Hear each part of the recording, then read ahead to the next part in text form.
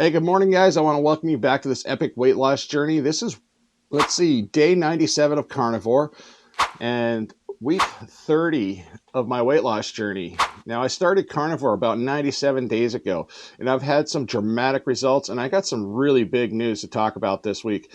I also have some important updates, and also we always do my weight loss every week. So these numbers are just amazing. I can't believe some of these things myself. If I were to be sitting on the other side of the screen like you, I'd have a hard time believing my story. But this is why I documented everything from the last 30 weeks. That way I can go back and say, hey, look at me back then. I'm a swollen, huge guy that could barely speak English. That's amazing that I got this far. I can talk this well. I can communicate with you, hopefully in the simplest way possible.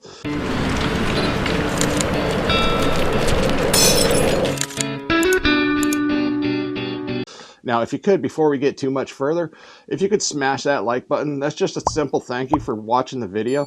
And hopefully I can provide you with as much information as possible, as simple as possible, because none of this needs to be hard. We don't need a bunch of big words and fancy numbers, and I'm not a doctor that's going to sit here and just try to say how smart I am, because that's not what I'm about here. Now, I do follow a lot of these doctors, and we talk back and forth, especially online, and I appreciate every single one of them, especially Dr. Berg. Now, when I do say something, pretty interesting on his channel, he's sure to respond, and it's pretty interesting stuff that he's got to say half the time, because I like how Dr. Berg breaks it down simply. So definitely follow this guy. But anyhow, yeah, I got some big news.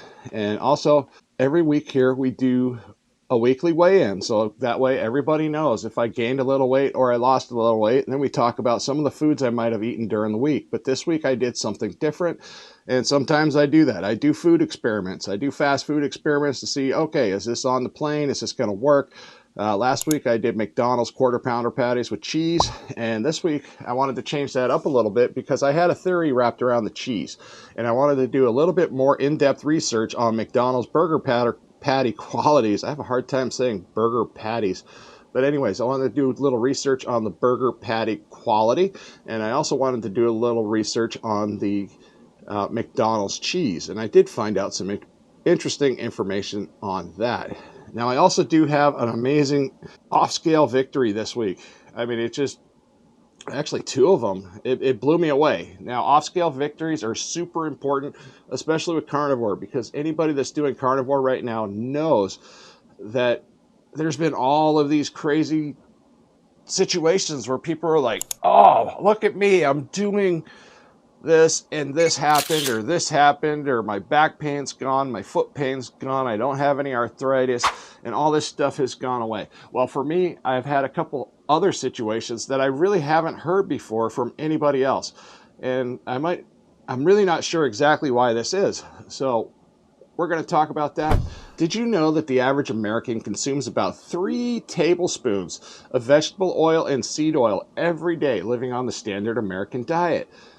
That's huge. That's a big number. Now, I'm pretty sure I wouldn't be going over here to the kitchen and taking spoonfuls of vegetable oil or seed oil. It just doesn't sound like a good deal. And then it can be more seed oil if we figure on what we eat for snacks and stuff like that. Now, I was a big snacker as well. I used to eat Doritos. I used to eat all kinds of Cheetos and French fries and all kinds of crazy snack items and that you would typically find in the average American vending machine.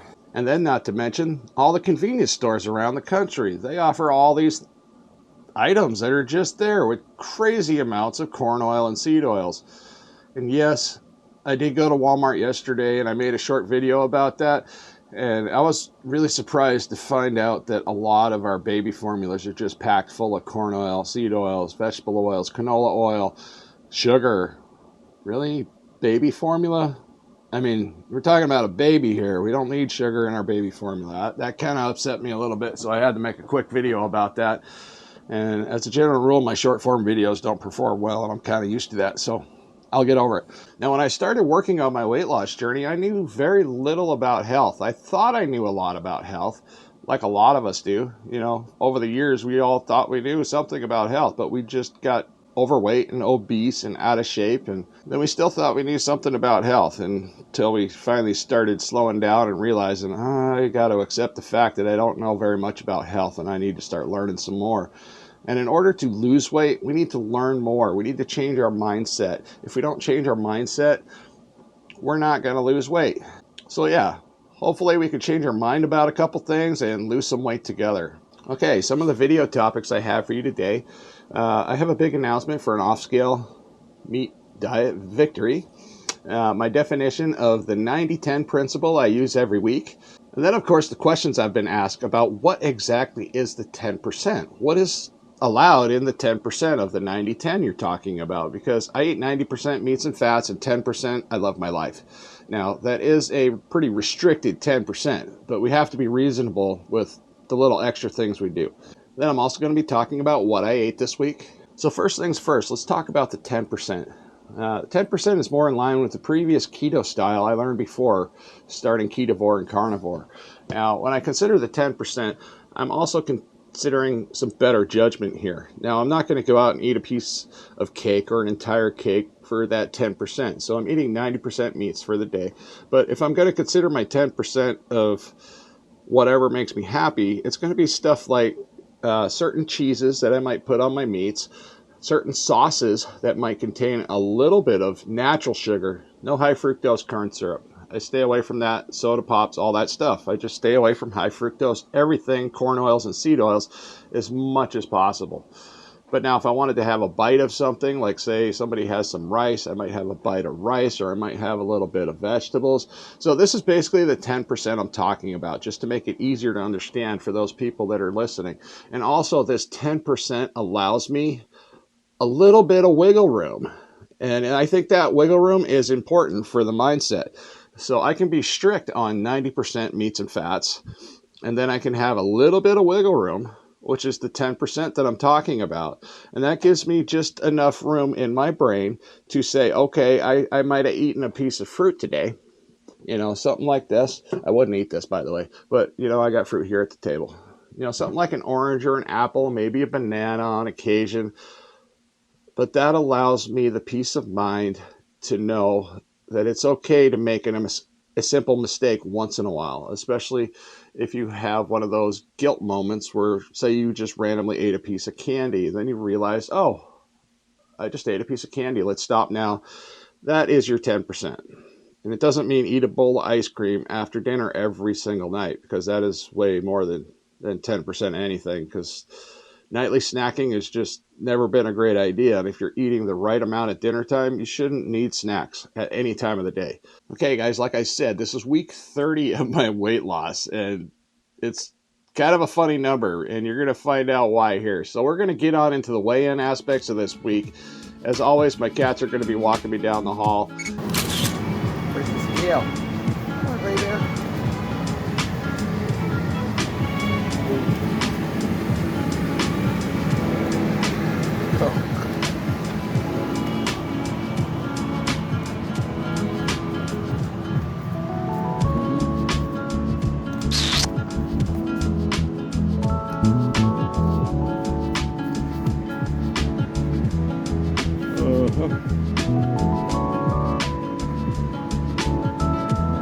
Whoa. Check it out. Get closer, get closer. Oh. Okay, 305. We're going to call it 305. Woohoo! Yeah. All right, guys, there you have it. 305 even. That's a pretty amazing number in itself. I mean, this is only week 30. Now, the funny thing about it is the numbers this week. I mean, if anybody follows like numerology or anything, this might make a little sense to you as to why this might be interesting to me, because numerology is just weird. You wake up and you look at the clock and it says 333, or it says 111. It's just one of those things.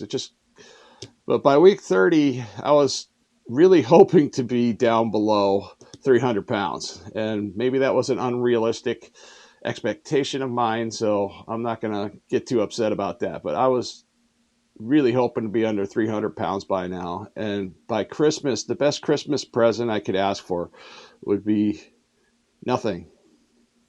Just to be under 300 pounds. That's it. That would be my Christmas present for this year. So, anyways, when I started this weight loss journey, I was 435 pounds. Now, this week I weighed in at 305 even. What a weird day. Yeah, 305 even. And that is a total weight loss of 130 pounds in 30 weeks. So, yeah, I can't be upset about that. Getting below 300 pounds will make me regular obese. So that will be a huge day for me. Yeah, it's already a huge day, and I'm not even there yet. Anyways, so last week I lost 1.3 pounds. Last week I weighed in at 307.3 pounds, and this week I weighed in at 305.0 pounds. That's a total weight loss of 2.3 pounds this week. That's a pretty good number. And we're doing carnivore, and I wasn't expecting to lose a lot of weight on carnivore because carnivore really isn't a weight loss type diet. Although a lot of people do lose weight and the body self-regulates itself, which is absolutely amazing all by itself. But I wasn't expecting to lose a lot of weight on carnivore because I eat, guys. I eat a lot of food. I'm not, my wife sees what I eat and she's like, how can you just keep eating that and lose weight and look like that? She's pretty impressed. I mean, I'm guessing the whole family here is pretty like, wow, what the heck's going on with this guy? And some of the family, I'm sure, is just sitting there like, hey, all these years we were told not to do this and not to do that, and you're doing what you're not supposed to do. And that's usually what I do in the first place, is I break rules. And I'm okay with breaking these rules because, this is my life, this is my time in my life, and I don't see that other people are just dropping dead like flies doing the same thing. So, I think about things, I think them out, and I see what other people are doing, and I'm like, okay, there's enough evidence out there to show me that, I can probably manage this pretty safely. Now, there are some pitfalls to doing carnivore, but those pitfalls really go away pretty quickly. But all right, how much weight have I lost since I started carnivore? Wow. Yeah, I started carnivore 97 days ago. That was already into my weight loss journey. So when I started carnivore, I was at 335.6 pounds, minus 305 pounds of this week. Now, that is a total weight loss of 30.6 pounds in the last 97 days. So 97 days. Just think about that. You guys that are wanting to lose 30 to 40 pounds. I've been doing carnivore for 97 days. I mean, I was already previously losing weight, but that doesn't really relate to what I've been doing while struggling through carnivore. And I have been struggling. I haven't been the best at being able to put together a 5-day stretch of strict carnivore. But I do believe that if you actually do the struggles, you will see the results on the scale. Oh, got a cat over there. But anyhow, that is an amazing number. 30.6 pounds in 97 days. I mean, that's just a little over 3 months. Can you guys imagine that? Can you do that? 97 days or 3 months of carnivore to hopefully lose 25 to 30 pounds. That's a realistic expectation, in my opinion. So overall in this weight loss journey, I've lost approximately 4.5 pounds every week since I started this weight loss journey 30 weeks ago. Now, some weeks have been pretty big numbers. Other weeks have been, pretty small numbers. But when you figure out the average, that's approximately 4.5 pounds since I started this weight loss journey. Anybody can do this. This isn't hard. I didn't break any barriers. I didn't run any marathons. I don't climb mountains. I don't do a lot of exercise. I'm simply the average guy living in a trailer park in Alaska. I don't drive fancy cars. I don't get outside and go skiing or snowshoeing or do any of that stuff. I just go to work in a big truck. I come home. I eat my meat. I eat food. I take care of myself. And that's all you gotta do. Yeah, let's just keep it as simple as possible here. Now that we're done the weight loss aspects, I do want to get into the McDonald's fast food experiment. Now, I know some people are interested in that and they want to hear about, what happened. Because last week I ate McDonald's quarter pounder patties that had cheese on them. And I put a little barbecue sauce on them when they got home for flavor. And I had a yucky gut feeling. It just felt like somebody punched me, like literally right in the gallbladder.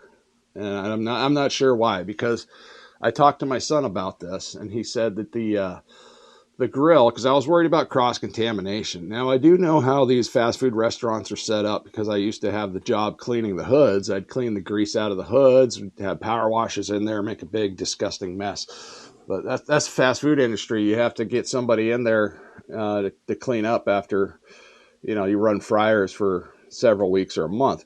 But anyhow, so he said the grill was like right here and about this far away was where they actually deep fry the chicken. So really not that far. I mean, I might be in frame, but it's really not that far away. And I was just wondering, was there a possible cross-contamination issue? Because we know how the vapors of hot oils can kind of just move around the room, and they typically stick to the kids' faces and create a lot of acne issues. At least that's what they used to do when I was a kid. But the hood designs that these fast food restaurants have in place these days, it's actually really, really good. So there's really not a whole lot of lingering vegetable oil or unburnt oil just smoking around the room like they used to have in the previous years. So because I did get a little bit of inflammation and not a whole lot, but it didn't feel good last week. So this week's experiment is I went out and I got actually, I had my wife go out and buy 6 of the quarter pounder patties. They showed up and it was basically like the same tray they would put the pancakes in. I didn't eat all 6. I couldn't eat all 6. I tried to eat as much as I could. I was incredibly stuffed, and I fed the remainder to my dog. And the dog's happy about that because the dog just eats pretty much anything that we toss at it. So how did I feel, and what did I add to these quarter pounder patties? Let's see. When I got them home, I added Redmond salt and extra butter because the last time I ate them, I had cheese, and I also had a little bit of barbecue sauce, and that kind of helps, lubricate the somewhat dry meat down. They're not very juicy patties if you've ever eaten them. I've seen people eat them with their fingers, and they don't make a huge mess, but they're not exactly the best quality meats, even though they say 100% ground beef. Now, I did a deep dive, and it took me down way too many rabbit holes that started to get me confused. I also learned a lot about cheese and what makes up a cheese and how it's, classified as a cheese. It's got to have over 60% curds to be classified as a cheese. This is why Kraft Singles is not even considered a cheese. It's only like 51% curds, and the rest of the cheese is actually just made up freaking nonsense that shouldn't go into a cheese mix in the first place. Cheese Whiz, I heard that's actually not that horrible of a cheese, even though it looks bad and seems like a bad idea. Yeah, I wouldn't be spoon shoveling Cheese Whiz. But all in all, when I broke down the ingredients on Cheese Whiz, I was quite surprised that it wasn't as nasty as I thought it was. But now the McDonald's cheese, yeah, that's about 30% garbage in oils and made up ingredients for whatever reason. It's just processed cheese. So it's like a processed food cheese, or they have some weird words for when they start processing stuff and adding in stuff that doesn't necessarily belong there. And I'm not the brightest on that, but yeah, so it is a processed cheese. It would cause inflammation. So, and that's another thing. We need to be pickier about the types of cheeses that we're putting in our body. So, especially if we go out to eat, because I was blown away by feeling the way I did after eating those with cheese on them. So I wanted to see how I felt without the cheese. So this week, I got the plain patties, added some salt, added some butter, and then I ate them. Immediately, I did not feel great.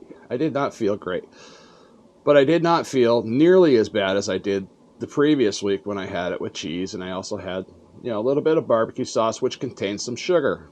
Got a little bit of a variable in there. I understand that. So this could be a viable option for some, but there's something about the McDonald's burger patties that just didn't sit well in my gut, and I didn't like the way I felt for the entire week.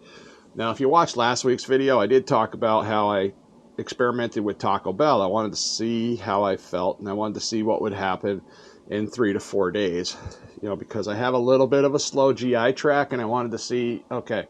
But this week was almost similar to that. Not nearly as dramatic, because Taco Bell makes some dramatic experiences for those of us that just can't stomach whatever's in Taco Bell, like the beans, for instance. Yeah, the beans don't help in Taco Bell food. But all right, so I ate these on Monday, and on Friday I had a little bit of diarrhea, a little bit of loose stool, and it all kind of correlates with my GI tract and how everything passes through my system. So about every 2 to 3 days is usually what came out, 2 to 3 days ago. And that's how I've always been all my entire life. I mean, when I was a young kid and I was super healthy and super active, and we were, just eating whatever. And back then it was pretty healthy food. But at that time, it was also something where I was only pooped like every other day. I mean, and it was pretty normal. It wasn't a big panic like, oh, you didn't poop today. But sometimes young kids don't. And nowadays kids are on a pretty frequent schedule of, pooping at least once a day, sometimes twice a day. Some kids are, knocking them out of there 3 or 4 times a day, which is all right. So let's get back to the McDonald's meat that I was talking about, the meat quality. Now, I did some digging around. I found some information about 2 of McDonald's meat suppliers. Now, as always, I'm not just curious about those 2 particular meat suppliers. I try to go deeper than that. I try to figure out where they get their meat from. So it's not just, I'm looking at two names here. So I'm looking further down the line. I'm trying to figure out where they get their meat from. Now, this is really hard information to get because a lot of these places try to keep this stuff private. And they try to keep it private for good reason, because they don't like people like me digging around trying to figure out where they're getting their meats from or what prices they might be paying, because, that could cause a problem, especially for their business. But anyways, it's just rumor that I've found online floating around that, they're using dairy cattle as a general rule. And after dairy cattle have made it to a particular point in life, they're just been standing around being milked the whole time. And now they can be sold off as beef product and sold for McDonald's burger patties, possibly. Now, I don't know the truth to this. I could not verify that story, but I did find it extremely interesting that this is a possibility. I've also heard, different stories, because I used to deliver this stuff years ago to McDonald's and all around the country to various places and warehouses, McDonald's burger patties and stuff like that, because that's what truck drivers do. And we tend to, hear a little bit about it. But I've always heard that the quality of cattle that McDonald's buys, it is 100% beef. They can definitely honestly say that. But it's not necessarily the highest quality beef, because other meat manufacturers will not sell to McDonald's because they can't afford to. They can't take their meat products and sell it that low, because McDonald's meat quality is extremely low. And this would probably explain why I've had better experiences eating burger patties at places like Carl's Jr. and Wendy's. So I'm not saying that McDonald's isn't an option. I'm not saying that they're unhealthy either. I'm just saying they don't make me feel good. So, all right, we're going to hop off of that topic and move on to the next thing. All right, guys, I wanted to talk about some of my off-scale victories this week. I mean, this is some of the biggest news I've had in a long time. I was sitting at the table here with my wife. She was across the table from me, and I was just randomly going through YouTube, because I do a lot of research on YouTube, and I try to get ideas and see if I can do different things, and I like to learn as much as possible. So anyways, there was this little advert on there about Amazon delivery service. Now, my wife is a DoorDasher, and that's kind of down her alley. So if that were to come to Alaska, where she could just privately contract herself out and make Amazon deliveries, that'd be a good thing. But anyhow, there was a lot of information there talking about that. So I clicked on it, and then I started scrolling down through the article, and I'm just reading. Now, here's the off-scale victory part. All my life, since I was a little bitty child, I have never been able to just read a paragraph or read books or read pages of information, because my eyes, I am not dyslexic. I don't mix up numbers. My eyes skip lines. And sometimes my eyes will skip over words or skip over numbers at times, but I can still read the full word front to back without any reverse lettering or reverse numbers and stuff like that. Numbers don't just magically get out of order. Sometimes my eyes will just skip towards the end because I'm trying to move faster than I think I need to. But so if I were to read a paragraph, it would take me quite a long time, sometimes 5 minutes, to read and understand one paragraph. So you can see where that put me back in a lot of situations over the years, especially in my education and learning. And there's a reason why I drive a truck. And I tell people all the time, when they give me instructions, you got to write it out in Crayola crayon so I can understand it. Because I'm a truck driver for a reason. Because I can't just sit there in front of a computer, read a bunch of text all day. It would drive me absolutely insane because I just wouldn't be very good at it. It's not because I can't read. I can read just fine. But my thing is that I have never been able to read like that in my entire life. I mean, it was like I just read through pages and paragraphs, and I was going quickly. I would have the typical, oh, I screwed up a couple pronunciations of a word, or I missed an abbreviation or something like that. But it wasn't that my eyes were skipping from, like, I'd read the first line, skip the second line, and I'm down on the third line, and then I'm back up on the second line. And you can't really piece together the information in your head very well when you're doing stuff like that. So it becomes extremely frustrating and time consuming for people like me. And I don't feel like I'm a special case because there's other people out there with the same issues. They just don't recognize it. And maybe you're the same way. Who knows? But yeah, that's amazing. I was just reading through all of this information, and my wife's like, why are you still reading? And I'm like, because I've never been able to read like this before, ever. So yeah, I was just enjoying the fact that I was rifling through all this information. I'm like, wow, this is amazing stuff. I wonder if that has anything to do with carnivore, because what else would it have to do? I know my CPAP didn't magically make that happen. I know I'm not exercising. That didn't magically make it happen. I'm just a truck driver. I go to work.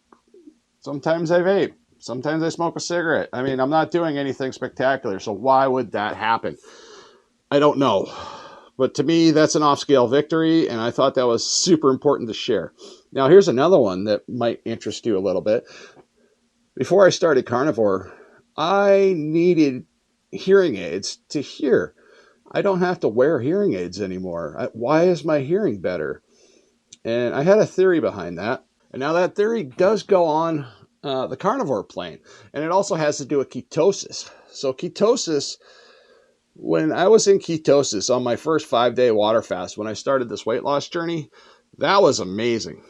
I noticed some awesome things happening on day 3 of that water fast. But now on day 3, I noticed some other things that you typically wouldn't pick up on unless you're actually in that experience and really, really hungry, because I was 3 days at that point without food, and I was looking at potentially another 2 days. But something I noticed, but something I did notice was that while I was in ketosis, I had a super heightened sense of smell. I could smell ingredients from 3 blocks down the road, or businesses around the area that were cooking. And oh my goodness, you're soaking wet. You've been playing in the sink again. This cat plays in the sink and it gets really wet. All right, go dry off. Go dry off for a minute.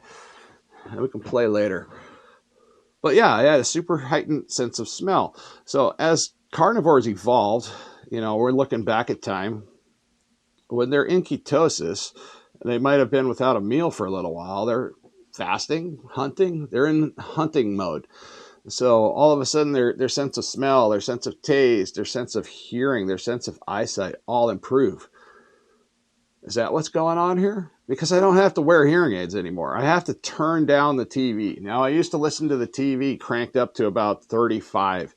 If I do that now, I can't even be in the same room with the TV. I don't know how my kids and my wife handled me, because they could be sitting across the table from me and try to talk to me. And I mean, what'd you say? Speak up, son. Speak up, hun. Hey, daughter, what'd you say? You got to face me, because for years I had a hard time hearing. And in the construction industry and as a truck driver, we communicate with hand signals, and we also read lips. So I would typically try to read the lips or basic hand gestures and motions of the crew that I was working with. And that's how we would communicate. We wouldn't use audible sounds. We might yell or make a noise to get somebody to turn their head. But that's about it. So yeah, 2 major off-scale victories for me that I noticed this week. And I don't know, if any of you have had this experience, please let me know, because this is weird. I don't know how to explain it any other way, except for being in ketosis for a prolonged period of time is what's enhancing all these senses. My reading ability, my hearing ability, is just weird. All right, guys, let's talk a little bit about what I ate this week. Now, this week I did do something different. Like I said, I did that McDonald's experiment. That was on Monday. Now, another thing I did different this week is I started eating somewhat of breakfast. It's not really breakfast. It's basically just 2 hard-boiled eggs, a couple slices of bacon. I think the only day I missed out on that was on Thursday. So Monday afternoon when I got out of work, I had those burger patties. I didn't feel good for the next few days. Tuesday, Wednesday, I was eating, basically just meat. 80-20 burger patties with some cheese. Now, another thing I did want to mention is my palate does not really want the sauce anymore as much as I used to. I mean, anytime I would associate me eating any type of meat, I would have to have the sauce. Now, I still like the Tillamook cheese. That's the kind of cheese that I put on top of my burger patties. And I still like that. I put a bunch of butter on top, and I just salt the heck out of it with some salt. That's pretty much all I had for the week. Now, one day of the week, I believe it was on Thursday, that was the week where my 10% comes in. That's where I had a cauliflower pizza from Costco. That pizza doesn't have the greatest ingredients in it. I mean, you guys can shame me all you want for that, but it keeps me in range. It keeps me in ketosis. So it's somewhat safe. It's not on the carnivore train. It's not necessarily on the you want to do this train, but it keeps me in ketosis, and I can eat that pizza. Now, I only had 2 slices of that this time. Now, I have a problem with pizza. Pizza was one of my addiction foods. I would normally eat that entire pizza all by myself, and I believe this time I only ate 2 slices of pizza, and I was done. And to fill me up the rest of the way, to make me feel satiated after eating 2 slices, I was eating a couple more hard-boiled eggs. And hard-boiled eggs fill me up quick. So 2, 3 hard-boiled eggs would work pretty good. Toss in a couple slices of bacon, and you're pretty much halfway to your protein goals for the entire day. So, yeah, hard-boiled eggs have always been my go-to, especially if I get a hunger snack. A little bit of bacon, having some bacon hanging out in a Tupperware in the fridge is just super fantastic if you get a craving. Just eat a slice of bacon, eat a hard-boiled egg. And the nice thing about hard-boiled eggs is it takes time to peel them. And that peeling is basically, you're working for your food. You're thinking, you're peeling it off carefully. I'm trying not to wreck the egg. And it gets you prepared, and you feel happier about what you're eating after you get the egg peeled and eat it. It just gives you that great mental stimulation when it comes to eating your food. It's just like preparing a good meal. And it took you a little bit of time and preparation. It's amazing what that does for your psyche and how you feel about things and think. So, yeah, that was pretty much my dinners for the night. And last night I ate 3 burger patties right before bed. I go figure, within an hour before bedtime. And I still showed up with a really good weight loss this week. I can't argue that. That's amazing. Wow. Just wow. Everything about this weight loss journey has been wow. All the people I've been meeting along this weight loss journey have been wow. The community is amazing. I appreciate every single one of you in this community here and all the community that surrounds me, because I don't feel like I'm intimidated when I walk into a room of people, and I'm just talking about it like a live stream or something like that. It's just a mental room that we're walking into. We're strangers. They don't really know me. If they watch these videos, great. But my point is they don't really know me. They don't know what I'm about. And they're open, and they want to share. They want to be like, hey, yeah, you might be experiencing this, or hey, man, you might want to try that, or hey, I did this and it worked for me. That is the most beautiful relationship that we can have online. And that is what this whole community is about. It's about a whole bunch of people, and a lot of us are Gen X's. And Gen X's, you know it, we stick together. We just tend to fight for one another. We learn something, we want to share it with each other. And that's what I'm all about. It's just sharing the simplest information and hoping that somebody listens. Because for all those years, I've been Captain Obvious, and I point out the problem in the room, and I've lost jobs for being Captain Obvious. But yeah, it's just amazing how this has happened at this point in my life. I'm getting my life back. I want you guys to get your life back. I want to share the experience with all of you. And if you learned anything from today's video, or you thought today's video was useful, please share it with somebody else. Like the video, comment down below. That's the best part of this for me. I spend all week replying to comments if they come in. If they don't come in, I typically start feeling lonely around Thursday or Friday when I open up my app and I'm just like, there's nobody talking to me. And I do have some regular that come back every week. Like there's this Lisa somebody there. I can't think of the complete name off the top of my head, but she's always there just dropping me a little line or a little talk. And there's several others that are in there as well that pop in throughout the week. You're great. You help keep me going, and that is what helps keep me going, is when you just randomly pop up. I'm not creating anything at all. You might go back to a previous video that you haven't watched before, or you might just come back into a comment thread that we've already created, and you're just like, boop, hey man, what's up? How you doing? You feeling all right? And yeah, that really helps out a lot. And as always, I hope to see you guys in the next one.